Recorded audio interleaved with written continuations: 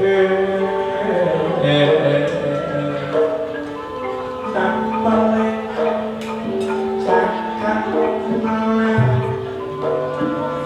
derajat sangga dan wana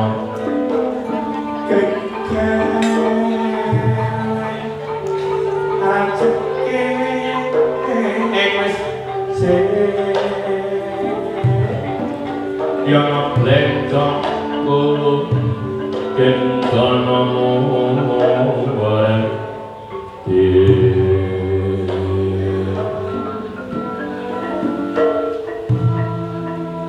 uruping sangyan Bathara Brahma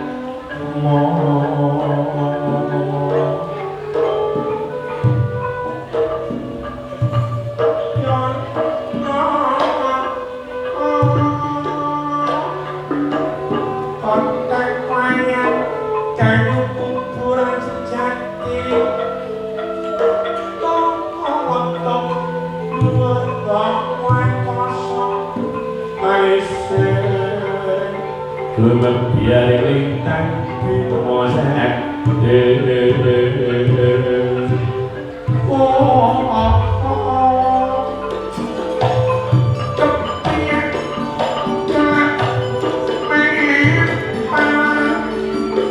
ingsun lawan purba wases sama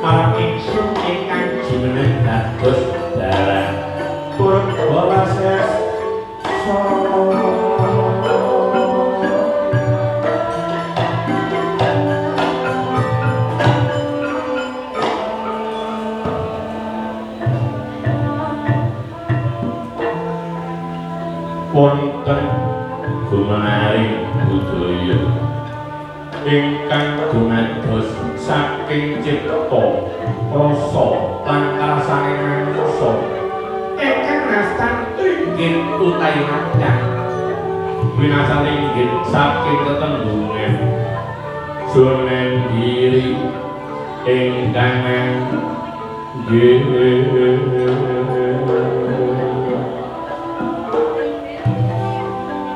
pramila winastan wanjang saking tetembungan wewayanganing agesang inggih gegambaraning wong urip ana alam donya supados manungsa tansah tumindak ingkang utama anjenengan tumindak ingkang nista pramila wayang wiwit jaman kuna pinarya tepa tuladhane manungsa urip ana alam donya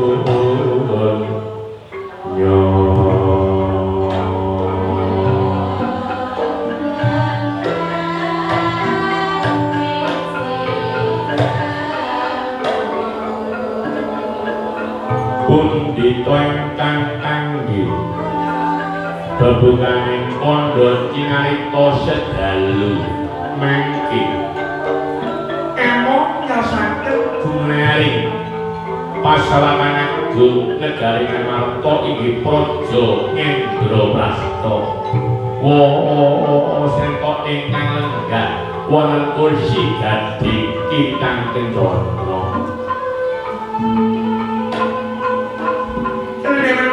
takut pramagani sinebang ing sari-sari Grondo Risa Jebat Kasturi Jati Kering Brondang Projeti Noto Gandhik Manikata wewujudaning nata ing negari Ngamarta jejuluk Sinuwun Punta Dewa inggih Sang Dharma Kusuma pinalak wonten pasawakan agung lamiyawipun Dalang Pandhawa Sri Narendra Bathara Kresna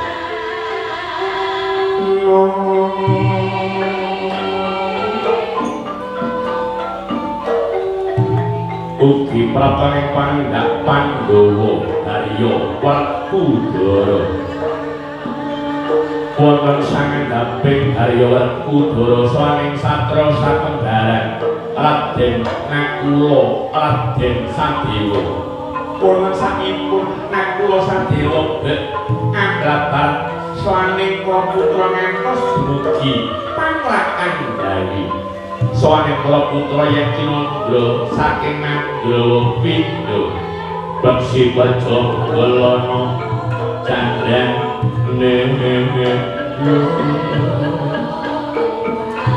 Paksyarengan Pecongwo Gratik Tono Nyatakan Pindha Manunggatik kang senang belalap-alap Pating Depipi Swaning Para Putra Ing jerenan Pindha Pangandikane Napa Ngamarta Sinuwun Punta Dewa Dindiranti Sang Nata paring dawuh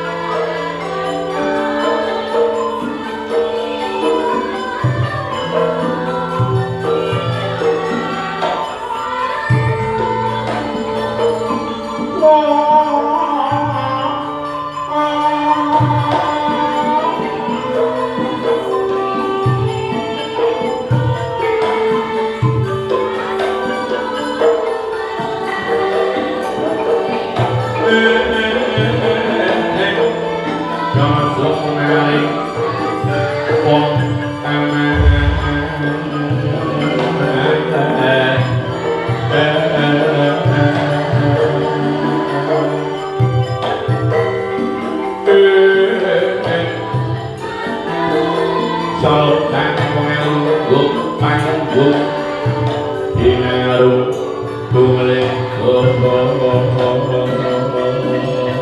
Koso Mimas Waraning Pawalang Kono Menayut Dayut Tengsi Orang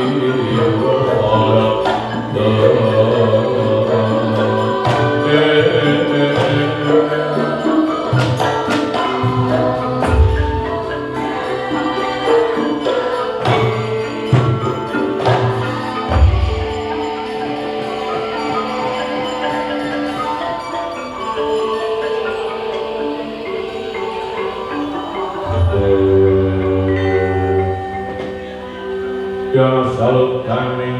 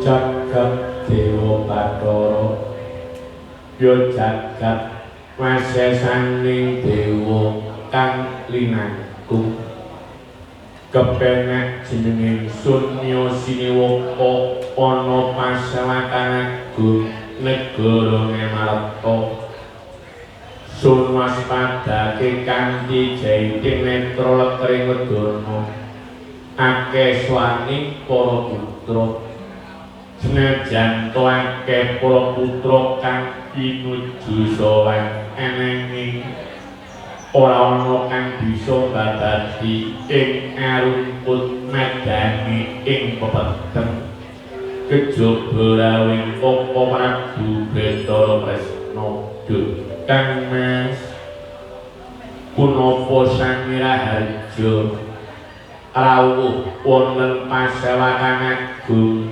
Cittakapura apa Prabu jagat dewa ya jagat masesaning dewa kang linangkung yaiku Dewa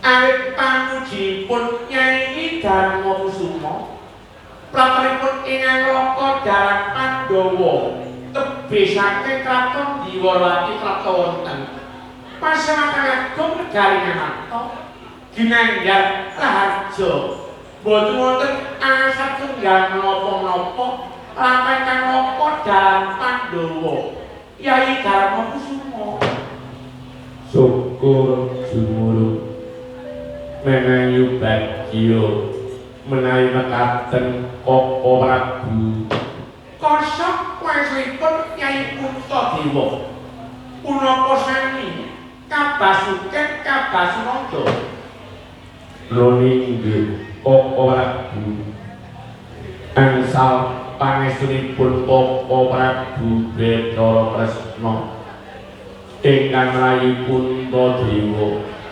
sami kabasuken kabasunanda boten wonten kalangan satunggal menapa-menapa Koko Prabu sapa Jumurung mengayu bagyo menawi mekaten nuwun sewu Yai wekdal dinten kangge menika kanaka badhe ngatur wonten sanipun Kyai Puntadewa keparing napa boten inggih manggaken Koko Prabu paduka badhe paring dawuh menapa ngeten Kang Raka mireng pawarta ujare mbok bakul sinambi wala yen garingan mangko wekdal dinten kangge menika sampun nampi kanugrahan wujuding wahyu sandhapangan leres menapa boten pokok Kyai Puntadewa nun inggih Koko Prabu negari Ngamarta lan para Pandhawa sampun nampi wujuding wahyu sandhapangan ingkang nastan petetan Sri Kitri ratuning donya umaning rejeki sampun mandhap wonten kabutren negari Ngamarta Koko Prabu ping madalah mengaten pawarta ingkang kula tampi leres inggih leres yen ngaten Ngamarta nampi kanugrahan wahyu sandhapangan murah sandhang murah pangan kawonipun negari Ngamarta Kyai Puntadewa nun inggih Koko Prabu ning nuwun sewu dawuhing dewa ingkang kula tampi wahyu sandhapangan wujuding petetan Sri Kitri ratuning donya umaning rejeki ingkang samandhap wonten kabutren negari Ngamarta saged langgeng ketampi dening para Pandhawa ing wonten sate dados wahyu sandhapangan saged langgeng wonten negari Ngamarta ing wonten sate lho inggih Koko Prabu saran-saranipun kados pundi kanjeng mekaten Kang Mas dawuhing dewa ingkang kula tampi wahyu sandhapangan wujuding Sri Kitri ratuning donya umaning rejeki saged langgeng manggen wonten kraton Ngamarta sepisan Yayi Janaka kedah nampi wujuding wahyu Tojali rikala dinten kepengker adi kula panengah Pandhawa Adi Janaka sampun sagah ngumadi mandhaping wahyu Tojali ning ngantos dinten kalanggan menika dereng wonten kabar usahane nampi wahyu Tojali napa boten menika ingkang sepisan inggih ajeng syarat ingkang kaping kalih syarat ingkang kaping kalih dawuhing dewa ingkang kula tampi wahyu sandhapangan Sri Kitri ratuning donya umaning rejeki menika saged langgeng manggen wonten negari Ngamarta syarat ingkang kaping kalih adi kula Werkudara kedah purun dados ratu sapetawis wonten negari Ngamarta Koko Prabu jagat dewa Bathara ya jagat masesane dewa kaminangkung dados wahyu sandhapangan kelaget ing adi kula Janaka sampun nampi wujuding wahyu Tojali kaping kalih adi kula panenggak Pandhawa Werkudara sagah dados ratu negari Ngamarta kangge sapetawis ngaten kanjeng nun inggih Koko Prabu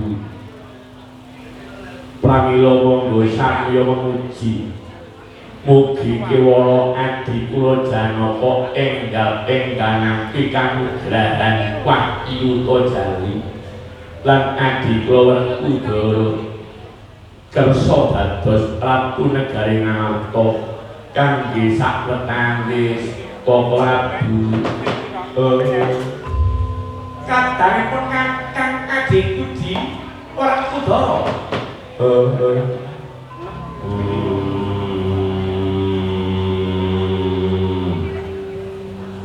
Jelidang Resno Kakanggu Beciku Kadun Ono Persaning Jelidang Resno Kakanggu tak kompo pabedeng Adi Werkudara ana kan pamuji pun Kakang tampan ono ya di tak kompo dadek lo jimat selawase ngaguri Jelidang Resno Kakanggu seno ana apa para pakiris guruku pangandikaning Yai Puntadewa pangandikaning Dremaji Kunto Kakanggu sing endi negara ngamantos napa kagrahan maju sanjamangan wujuding pedagang Sri Kitri atuning donya maneh iki wis manggon ana kaputren negara ngamantos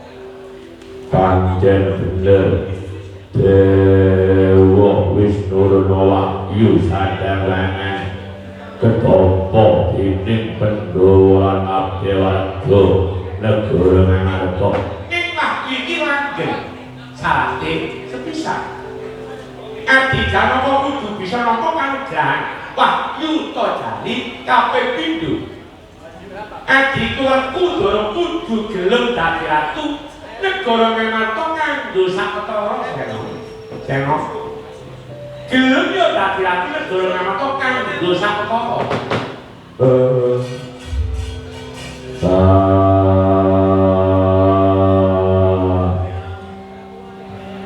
Jelidang Resno Kakanggu sing gedhe pangapuramu aja mbok anggep aku mok nampa dawuh saka dalang Pandhawa ning wiwit biyen aku gak duweni kegayuhan kepingin dadi ratu gelem dadi ratu Ratu negara ngamantos Werkudara sebab biyen sing babat alas Samartalaya Werkudara alas wis wujud babatan aku mau dadi ratu sing dadi ratu bareng Kunto Kakanggu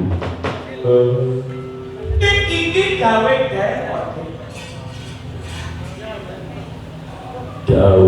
Dewa sing apa? Dawe Dewa sing ketampa dening Yai Puntadewa. Nek para gelem dadi ratu negara ngamantos kanggo saketara langgeng wae sandang tangan manggon negara ngamantos. Sakbalike nek para gak ngesokno dawe Dewa mbok menawa wahyu sak waya-waya bisa ana saka negara ngamantos gelem dadi ratu negara ngamantos Werkudara. Aku nek mau ya mau ojrati dipaksa aku bisa gak gelem sampai besok ya mau dadi ratu negara ngamantos seno Adi Budi Dremaji Kunto Kakanggu para lakya ngakoni ludi nek pun kakang iki dulurmu tuwa pancen bener Dremaji Kunto Kakanggu dulurku tuwa manuta karo dulur tuwa ya sena gelem dadi ratu negara ngamarta kanggo saketara dik mbuh sedina mbuh rong dina lungguhana dhamar keprabu negara Ngamarta Udara supaya wahyu sandang pangan langgeng manggon ana negara Ngamarta ya Dik.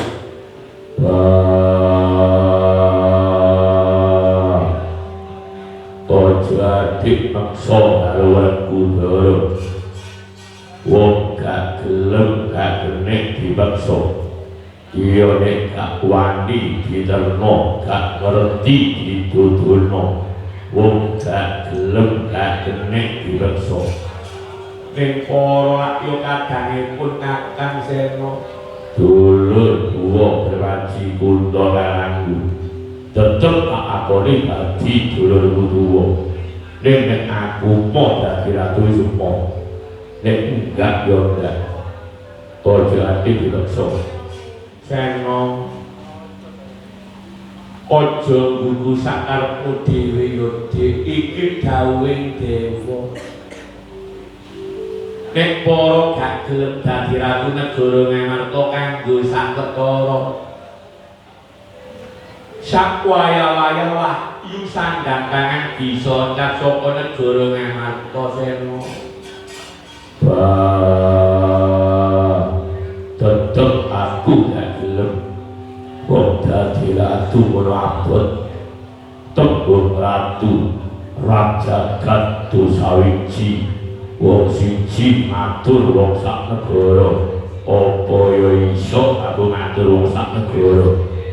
Wong matur apa maneh kok matur wong akeh maneh gak angel. Jok jajak matur rombongan, matur keluarga iluane. Mbok aku dadi ratu. Sena nek nyoto-nyoto para gak gelem dadi ratu negara Ngamarta gak apa-apa Dik. Nek ngono ora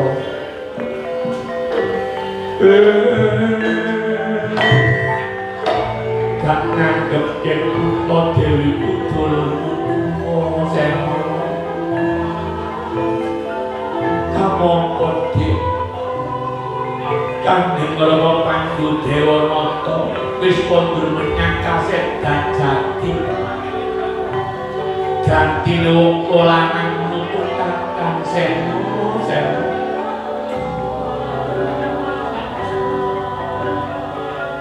Nek aku gak iso nata duluran kedusan karo Kanjeng Rama Pandhu Dewanata.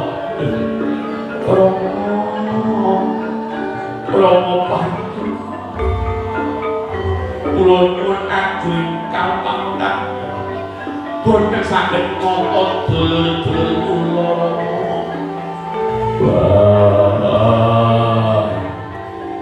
Praji Kunto Karanggu ojo nyebut sing gak ono.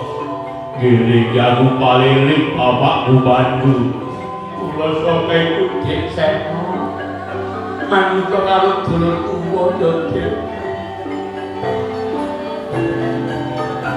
Nek Pandhawa rukun Pandhawa tentrem wong tuwa sing ana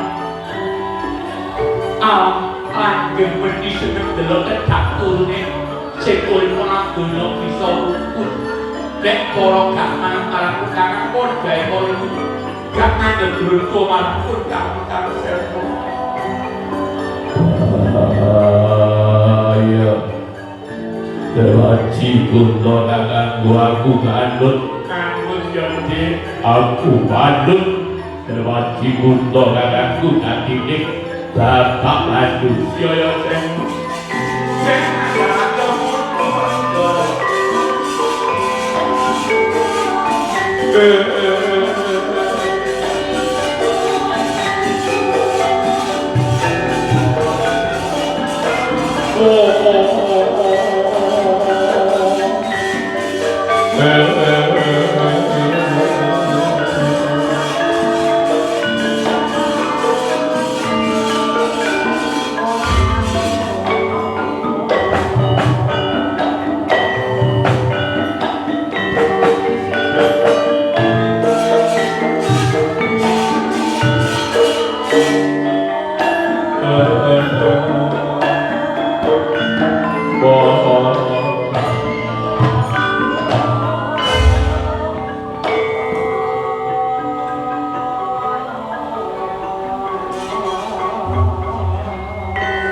Sengo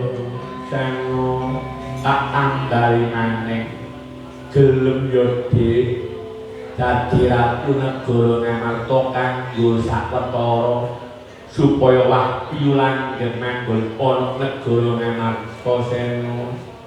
Bahaya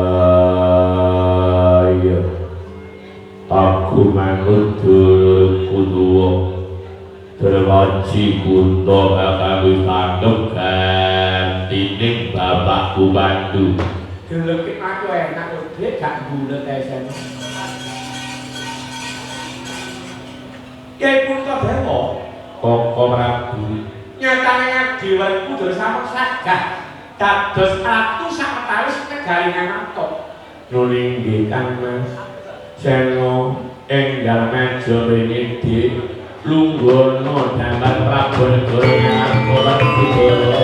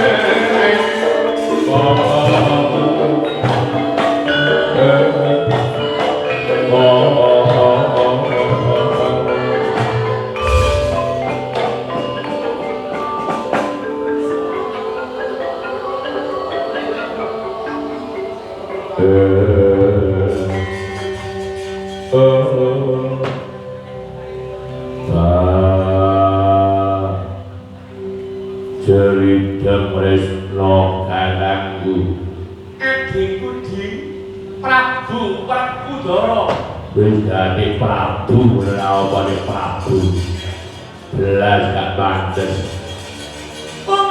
kuwi sebutannya Prabu utawa Sinuwun Werkudara bedane Sinuwun kok biasa ya Adi Werkudara aku buat kabotan jeneng loro-loro niku. Tapi gak usah sebut Prabu Werkudara. Gak usah. Cukup Adi Werkudara. Nganggo ratu-ratu sementara. Ratu gak selalu asih. Sengo matur nuwun nyodhi gelem dadi ratu negara Ngamarta kanggo sawetara kanggo syarat supaya wahyu sandang pangan langgeng manggon ana negara Ngamarta Sena waya wis ratu gak usah suwe-suwe wis suwengi iki tok ae dadi ratu. Ya gak apa-apa dhewe suwengi iki tok panelakon penjalukan. Sing dijaluk iki yaiku Raden Werkudara dadi ratu. Ya wis suwengi iki tok lho meneh dadi ratu. Meneh prei lho. Cerita Resno kakangku biasai nek ratu anyar tatanan iku mesti berubah, tatanan iku bisa diwai ganti ratu, ganti kawicaksanan, ganti ratu, ganti peraturan. Apa oleh aku merubah peraturan negara Ngangarta? Gawe peraturan apa iku tak laki wong pore iku ratu kok menang ngatur menang gawe peraturan ning aja nganti nglanggar peraturan sing mbok gawe dhewe ya mulai dina iki supaya negara Ngangarta tetep tentrem murah sandang murah pangan uriping kawula sarwa kecukupan bebasan sing dipangan ya luwih sing disandang ya luwih kula saweku supaya kawula negara Ngangarta tentrem aku peraturan aja pisan-pisan kawula negara Ngangarta ngrusak pagrayu tegese apa? Aku peraturan aja nganti kawula negara Ngangarta nyenengi bojone liyan. Gak oleh. Aja cacak nyenengi bojone liyan. Nyenengi bojone kancane dhewe ae gak oleh. Gak oleh nyenengi bojone kancane dhewe. Gak oleh. Barakno gak terukun, barakno gak tentrem.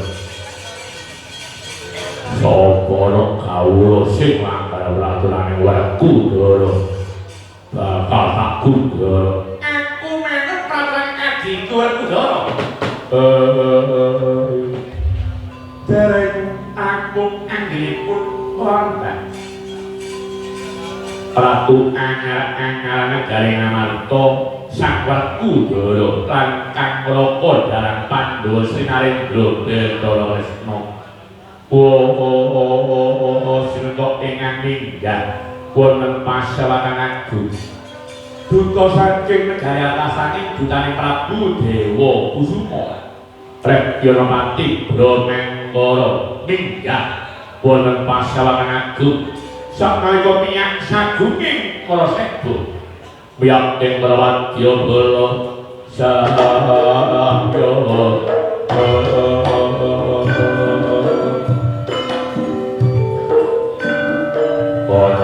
Ayo negara Ngangarta yen dipratapan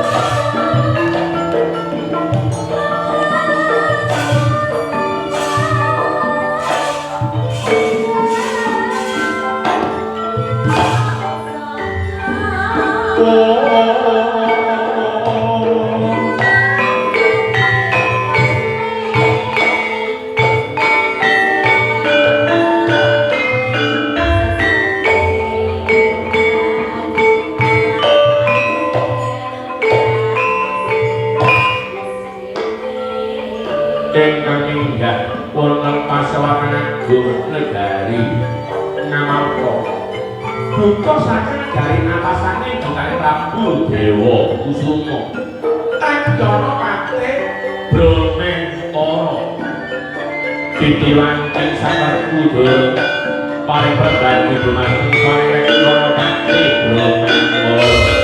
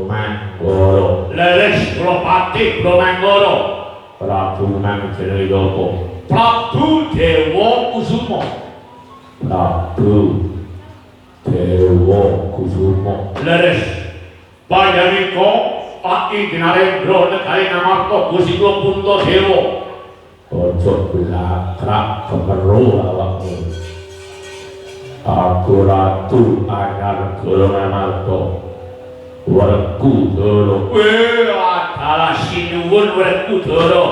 Ganti sinuwun Gusti Werkudara. Gusti Werkudara Ratu enggal negari Ngamangka panjang bener tekaning Pati Brahmangkara ana negara Ngamarta diutus apa karo Gusti Ratumu Prabu Dewa Kusuma negari kula negari atas angin kene pacukaning Gusti negari kene pagebluk mayang para tiang sakit enjing sonten tumekaning beja tiang sakit sonten enjing tumekaning beja larang sandang larang pangan gesane kawula sarwa kekirangan Usana dawuh pangajenipun Gusti kula Prabu Dewa Kusuma negari saged walaya jati wuni menawi dipun salati wujuding petetan Sri Kitri ratuning donya kumalaning rejeki ing samulang ing wonten kaputren negari Ngamarta pramila Gusti Werkudara petetan Sri Kitri ratuning donya kumalaning rejeki badhe kula boyo dateng negari atas angin Gusti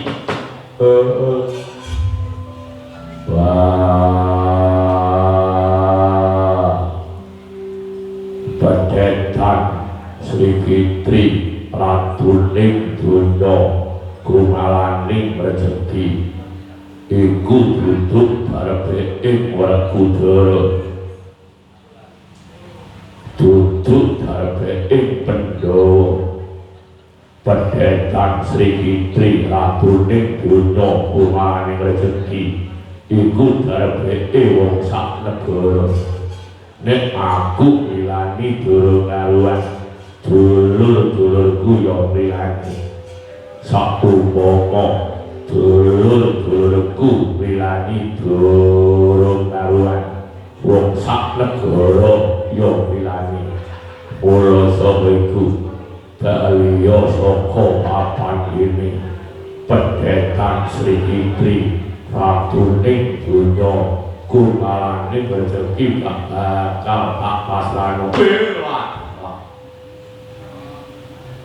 dados panjenengan boten badhe maringaken wujuding petetan Sri Kitri ratuning donya kumalaning rejeki ora bakal tak paringa nek nyoto-nyoto panjenengan boten purun maslahaken lho sewu panjenengan kula aturi jembaraken alun-alun ing gerakan benteng petetan Sri Kitri kumalaning ratuning donya kumalaning rejeki boten dipun paringaken kula blak-ablik negari Ngamarta telapak tangane ana satriya kenten teko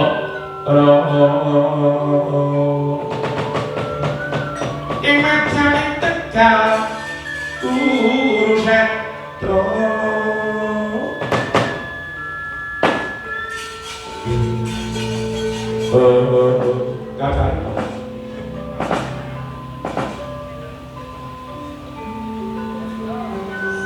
ingkang sowan wonten sakipun Raden Nakula Raden Sandewa putra Pandhawa Raden Gatotkaca niat aturing patre Brahmangkara terus bab Raden Gatotkaca gagasan Raden Gatotkaca julaning satriji kaya wong lanang gak metu gale wong Digdaya dana musuh matur ana sakala Werkudara ora nglak sila lan sopan santun lan garisan apa gak ngerti yen buri ana saen Raden Gatotkaca sakariko Raden Gatotkaca cincing mereka super planet selain dipun sanglakan kuda Pati Brahmangkara boten dipun tangkai dipun dugang saking lumuk ing saking Werkudara Pati Brahmangkara